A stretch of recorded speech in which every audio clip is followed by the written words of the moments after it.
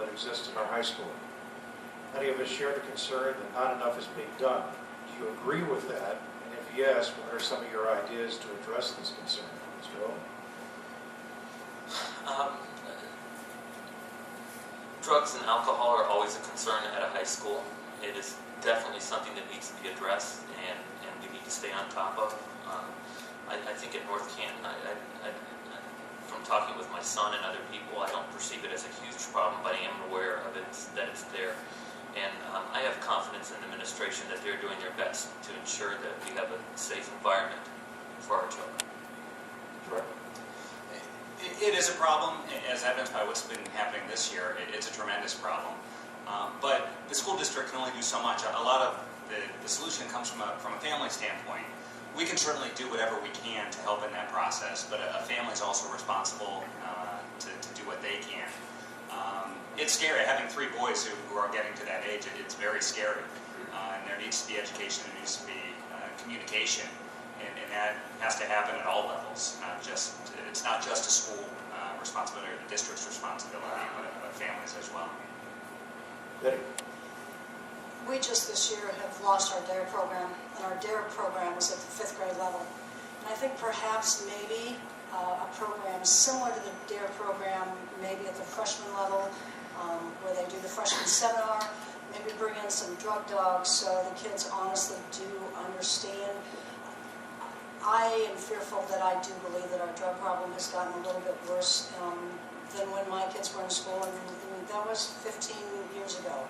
But I think as a community, as a country, I think we have become more accepting of some of the drug problems that are out there.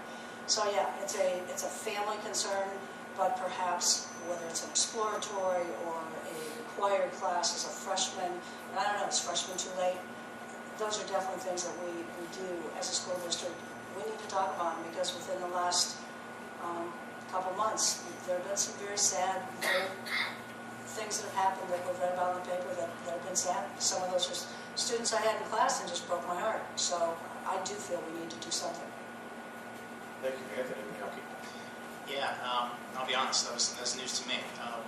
When I was growing up and when I was going through the program, I knew maybe of a couple of students that might have been doing things that they probably shouldn't have. But obviously this is, I think Jordan brings up a really good point in making sure that the families are really involved with their children, and, not just saying, oh, for goodness, you get my kids for 6, 7, 8 hours a day, and I don't have to deal with them. That's not the right attitude to have at all. It's very important that from the time that they're starting kindergarten all the way through their senior year, that their parents are just as involved in what they're doing as anybody else as they are.